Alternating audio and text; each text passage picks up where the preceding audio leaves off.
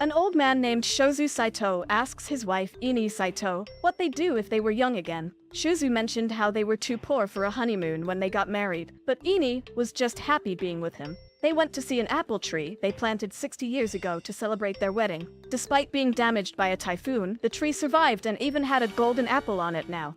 That night, Shouzou saw himself young in the mirror and quickly called for Ine, who was young too.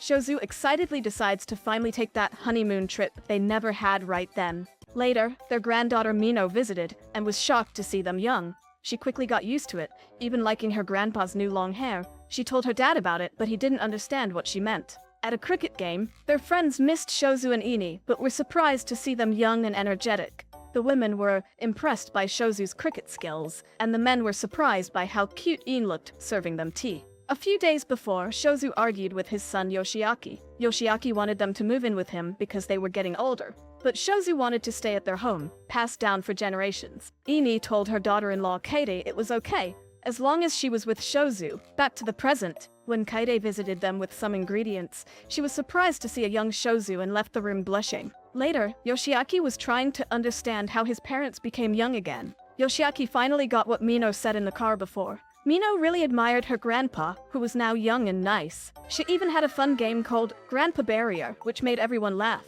But Kaede claims that Mino shouldn't play like that, even if it was just make-believe. As they about to go home, Ine noticed her son Yoshiaki looked really tired from work. She gently patted his head, making him feel like a little boy again. Even Mino wants some pats from Ine. As a big sports event between two towns is about to start, everyone was worried because their team was mostly older people, and the other town have two young boys, Shota and Daiki Igarashi. But when they saw Shouzou, now young and strong, they cheered up, thinking they could actually win this time. The competition started, and even though it was tough at first, Ine cheered with pom-poms, and Shouzou felt so pumped up he helped their team win a game. They kept winning, beating the other town in every game.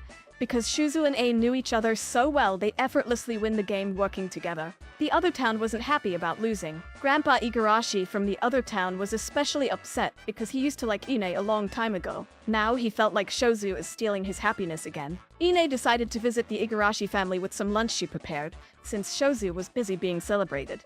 As they ate, she talked about old times, even mentioning that Grandpa Igarashi once told her he liked her when they were young.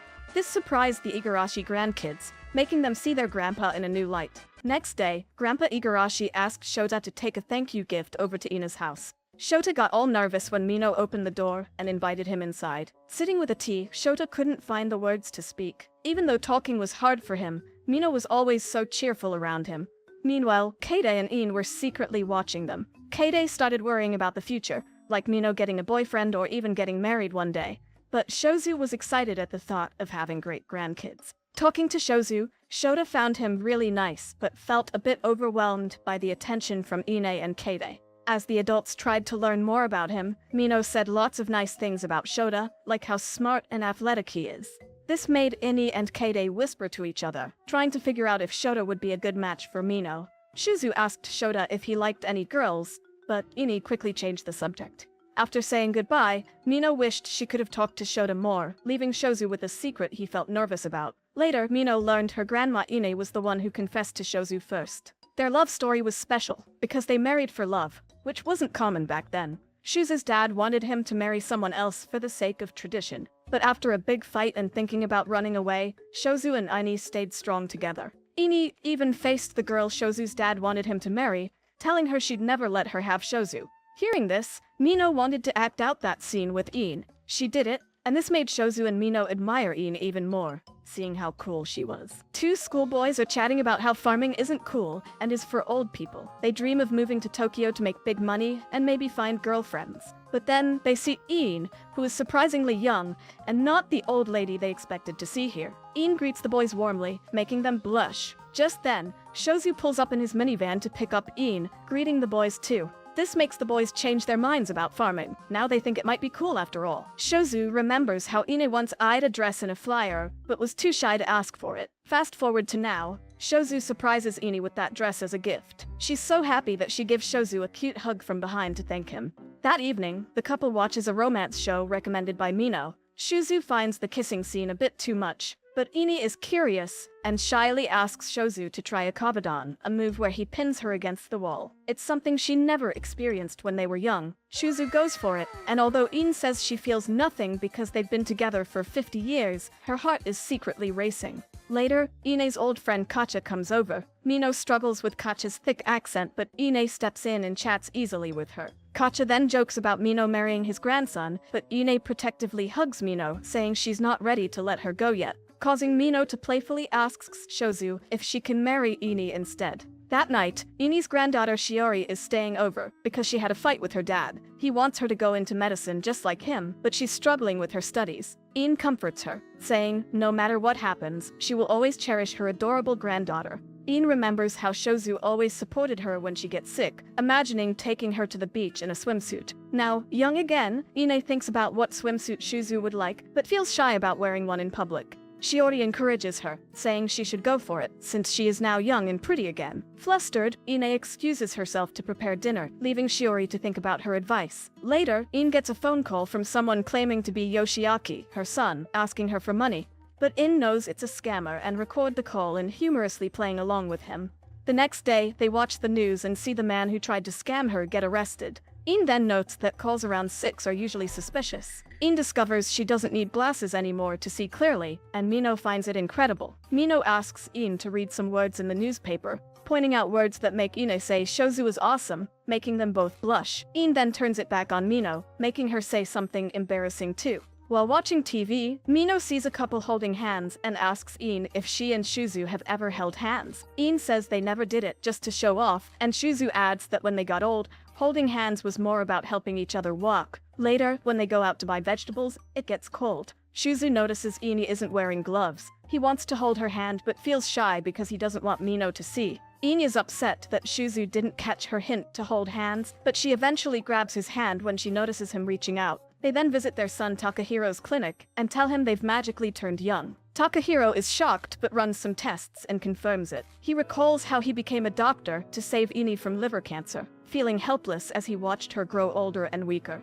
Now, seeing his mother young and healthy makes Takahiro tear up with joy, feeling like his hard work has finally paid off, even though he didn't cause the change. We then flash back to when Shouzou and Ine first planted their wedding anniversary tree. Years later, a typhoon damaged it, but they fixed it, refusing to let it die, and it grew a golden apple, which she shared the apple with Shouzou later, having a strange feeling that the tree was telling her to eat it. After that, Ine dreams of the tree thanking them and turned into dust. Then an hourglass signifying her age gets turned upside down, and when she wakes up, she is young. Same for Shouzou. Today is their 58th anniversary, and Ine finds a surprise cake in the fridge that Shouzou bought. They both blushing really hard, enjoying the cake together, happy and young again. Shouzou tells Ine he started working on the farm right after elementary school and doesn't remember much about studying. Ine shares that she went to a girls' school in Tokyo, which felt like a dream with endless white rice and running water. However, the war changed everything, and they had to return to the countryside, which felt like a punishment because of all the mud. But meeting Shouzou made the tough times bearable. Shouzou is curious about Ine's life in Tokyo, but Ine decides to keep some stories a secret. Later, they sit with Shiori, who shows them a video game console that's supposed to help prevent dementia. Shouzou is surprised to see it's a zombie game. Shiori doubted her grandparents could handle video games, but they quickly adapt and play like pros, headshotting zombies because they want to minimize their suffering. After a few days of non-stop gaming, they finish the entire game. Mino then visits and is excited to see Shiori, rushing to hug her. But Shiori coldly asks her to stop, revealing that their relationship has cooled. Mino feels hurt and mentions how much Shiori loves her grandparents, living with them. Shiori admits she acts out of obligation, not love, which Shouzou overhears, making him very sad. Mino insists Shiori apologize to Shouzou. Shiori does apologize, confessing she truly loves her grandparents. That night, Shouzou dreams about the hourglass again. A recurring dream since regaining his youth. He accidentally tips over the hourglass, and Shouzou wakes up old again. He worries that Ine might not love him as much now he's not young. Ine reassures him that she loves him no matter what because he is the same Shouzou to her. Shouzou realizes being old isn't bad. It's just a part of life they've lived together. They visit Takahiro's clinic, where he warns them not to overexert themselves due to signs of aging in their kidneys and liver. He's concerned about Ine's youthful body and what will happen if it ages suddenly. Ine isn't afraid of dying but worries about outliving Shouzou and her sons. Despite these worries, Shouzou is full of energy. He and Yoshiaki arm wrestle. Yoshiaki tries to take it easy on him, but when he promises Shouzou a room with an outdoor bath for their honeymoon if he wins, Shouzou gets really excited and wins several rounds. At the market, Shouzou notices people staring because he looks much older than Ine. Feeling awkward, Shouzou tells a store employee they are shopping with their granddaughter, but Ine quickly corrects him, saying she's his wife. She's not upset, but wants everyone to know the truth. Ine asks Shouzou why he lied. She tells him she only wants to be known as his wife. Shouzou apologizes and, trying to lighten the mood, points out some sweets they used to enjoy when they were younger. He mentions Ine stopped eating them in front of him because she worries about his health. When he offers her some, she declines, saying she's not hungry. After Shouzou walks away, Ine secretly starts eating the sweets. Shouzou catches her, and Ine is embarrassed. Shouzou tells her not to worry about him so much, and that seeing her happy eating sweets is the best medicine for him. They share a sweet moment, and Ine opens up about her tough past. She tells Shouzou about losing her parents and living with distant relatives who didn't understand her and mocked her Tokyo accent. She felt alone until Shouzou approached her one day at the local shrine and offered her food without judging her. And over the days, Ine notices Shouzou starts visiting her a lot, and she wonders how a guy without much education can win her heart. Back in the present, they sit together, and Ine tells Shouzou he has completely won her heart over the years. That night, Shouzou dreams about the magical hourglass again. He deduces if he turns the hourglass, he will turn young again, and he notices some sand leaking out of the glass. Sure enough, when he wakes up, he finds himself young again. Ine is calm about it, which surprises him. They discuss whether they will stop aging or even die since they keep turning young. Shouzou explains that the hourglass will eventually run out of sand, and they will age again.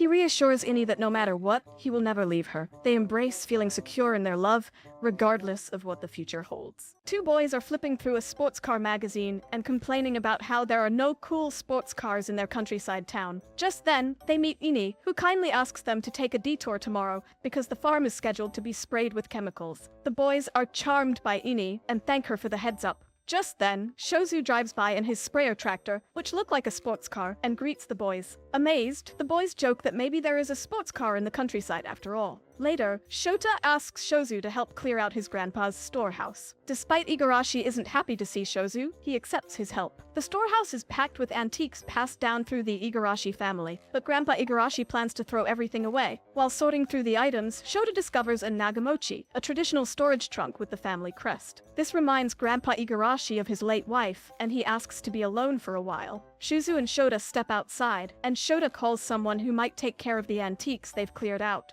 Shouzou then asks Igarashi what he plans to do with the storehouse. Igarashi says he intends to demolish it, as there aren't many people left who can maintain it, and his sons don't plan to take over the farm. Shouzou and Shota then have a heart-to-heart about Shota's future. Shota confesses his dream of moving to Tokyo to become a professional soccer player, but he also feels that taking over his grandpa's farm wouldn't be so bad. He worries that turning his back on the place that raised him would feel wrong. Overhearing this, Grandpa Igarashi is moved to tears and decides to cancel the demolition. Shouzou is also touched by how thoughtful Shota is, and even Igarashi feels embarrassed for crying in front of Shouzou. Meanwhile, in the library, Shiori regrets telling Shouzou it's impossible for him to tutor her since he never finished high school. Surprisingly, she notices Shouzou is also in the library. Curious, she spies on him and sees that he is studying high school textbooks. Shiori remembers that Ine once told her Shouzou didn't avoid high school because he didn't want to go, but because family issues made it impossible. This inspires Shiori to study harder, and she ends up placing 9th on her midterms. She thanks Shouzou for motivating her, which confuses him.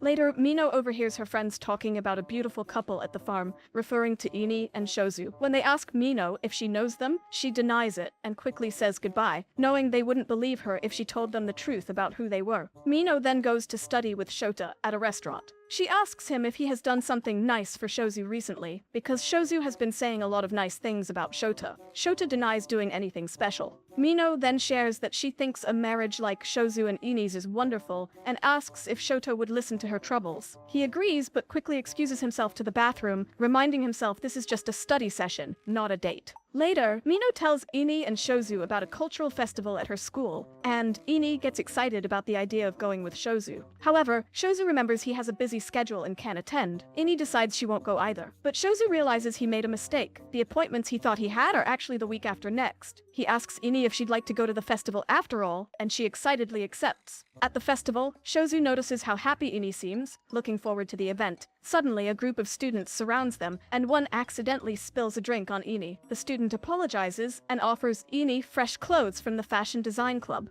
The club members dress Ine up in a school uniform, amazed at how well it suits her. Outside, Shouzou recalls a conversation with Ine about her love for music and how she used to play various instruments, feeling a bit sad that he couldn't witness those performances. When Ine finishes changing, Shouzou walks into the room and is stunned to see her in the school uniform. They enjoy festival foods together in the classroom, and Ine can't help but revert to her old high school demeanor while dressed in the uniform. Shouzou and Ine engage in playful banter, pretending they are high school students meeting for the first time. Shouzou teases Ine by asking if she likes someone. She replies, "None," surprising Shouzou. Ine then laughs and teases Shouzou about his weak Riz game. They visit Mino's class, which is set up as a maid cafe. The cafe isn't very busy because the class next door got help from a renowned ramen chef, drawing most of the crowd. Shota suggests using Shouzou to attract more customers, especially the older ladies. Dressed in a handsome butler outfit, Shouzou helps increase the cafe's popularity, with many older customers coming to see him serve tea. Afterwards, Shouzou and Ine explore the school history section. Ine spots some of her former classmates in the photo display. This prompts Shouzou to reflect on his father's decision to have him give up studying to become a farmer, as he is the eldest son. He isn't saddened by this memory, feeling grateful instead, because it led him to Ine and their marriage, which makes Ine blush. Students around them record this sweet moment.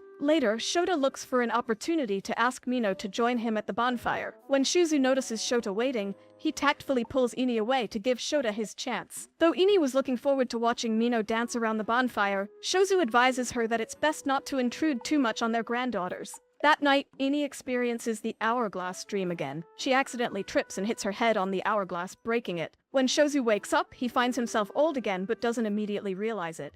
He greets Ine, who has lost all her memories of Shouzou and appears in her 20s with black hair, leaving Shouzou utterly stunned. In an effort to understand Ine's unexpected memories lost, Shouzou sits down with her to discuss her situation. Ine explains that she woke up to find the world had advanced almost a century, and noticing the ring on her finger, she believes Shouzou is indeed her husband. Curious about their past, she asks Shouzou if she was the one who proposed to him, to which he confirms, adding to her surprise. Ine suggests that Shouzou should try to make her fall in love with him again, so they could return to their normal life again. Shouzou begins by introducing Ine to modern conveniences, like a rice cooker that cooks rice to perfection, which delights Ine because she had never tasted such well-prepared rice before. At dinner, she appreciates that despite the advancements in time, people still value good food and is pleased to learn that soy sauce is now more readily available. When it comes to cleaning up after dinner, Ine is surprised to see Shouzou doing the dishes, a task uncommon for men in her time. Shouzou explains that he learned to do household chores because his father was often drunk and domineering, something Shouzou vowed never to emulate.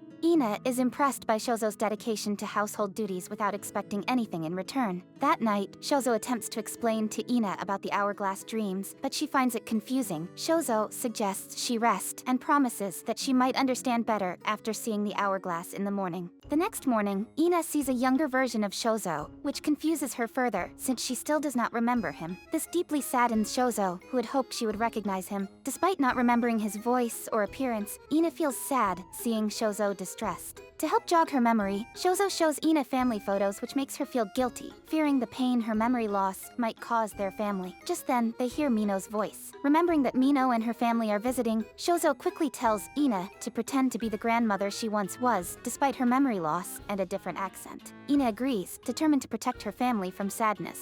As the Yoshiaki family arrives, Shouzou interacts cheerfully, claiming to be in good condition. When Yoshiaki comments on Ine's unusual accent, Shouzou covers for her by saying Ine is just reminiscing her high school days, saving her from suspicion. While spending time with Mino, Ine feels joy seeing how kind and sweet her granddaughter is. She hugs Mino tightly, saying she's adorable. And when Yoshiaki jokingly asks if it's time to let go, Ine playfully says no. However, when it's time to cook, Ine struggles and frantically chops the ingredients because she has forgotten how to cook too. Shouzou steps in to help, patiently teaching her how to cut vegetables. As Shouzou holds Ine's hands to guide her, she feels a strange nostalgia and starts to get an idea of how she managed to learn how to cook in the past. During dinner, Mino comments on the large chunks of potatoes in the curry. In response, Shouzou buys Ine a vegetable peeler, which she uses enthusiastically all day. The scene shifts to a memory where Yoshiaki, as a child, got a perfect score on an exam, and Ine praised his hard work. But in the present, Yoshiaki's boss stresses that hard work isn't enough.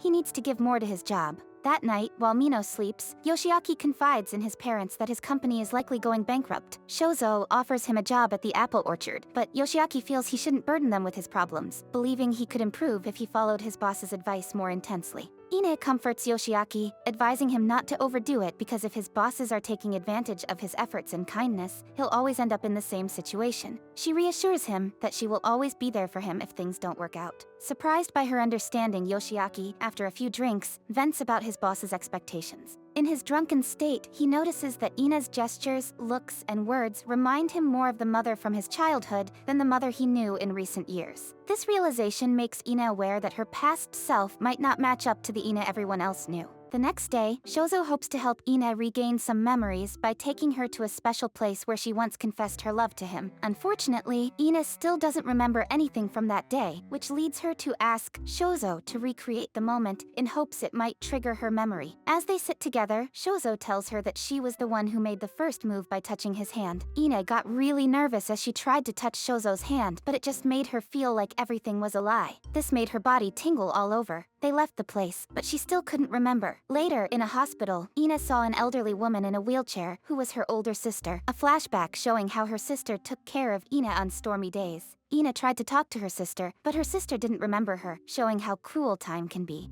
Ine didn't expect her sister to forget her. Even though Shouzou was by her side, she felt weird because she didn't remember him and didn't want comfort from someone she didn't really know. Ine held onto Shouzou's clothes to feel less alone, but funny enough, Shouzou needed to go to the bathroom right then and couldn't leave. Later, they saw Ine's sister by the hospital piano. Ine said her sister was really good at playing it, even though a nurse said she never heard her play, just watching the keys. Ine decided to play a special song her sister taught her, hoping it might help her sister remember. Her sister finally remembered the song and started playing it with Ine. Even though her sister didn't recognize her, she complimented Ine's piano skills, which made Ine cry. They continued playing, and both Shouzou and the nurse were moved by their reunion. Weeks later, Ine was alone for dinner because Shouzou had to return some machines and would be late. Ine realized this was the first time she was alone and started thinking about the past weeks and how Shouzou had explained modern life to her. She wondered if Shouzou's presence was enough to make her completely happy, feeling restless. Finally, when she remembered her husband, the broken hourglass began repairing itself, and all her memories came back. She remembered confessing her love to Shouzou when she was 16, and how her relatives didn't approve of their relationship. Shouzou had fought with his father to see her again, but Ine got very sick. Shouzou paid for her treatment, even though she tried to push him away. Shouzou promised to always love her and be by her side, and they kept that promise. When she heard the door, Ine ran to greet Shouzou, happy that her memories and her beloved had returned, and even her hair had returned to how it was. The next day, at the shrine together, Ine asked Shouzou how he could be so calm. Shouzou explained that he loved Ine the same whether she had memories or not. Ine, feeling happy and loved, blushed and placed her hand on Shouzou's.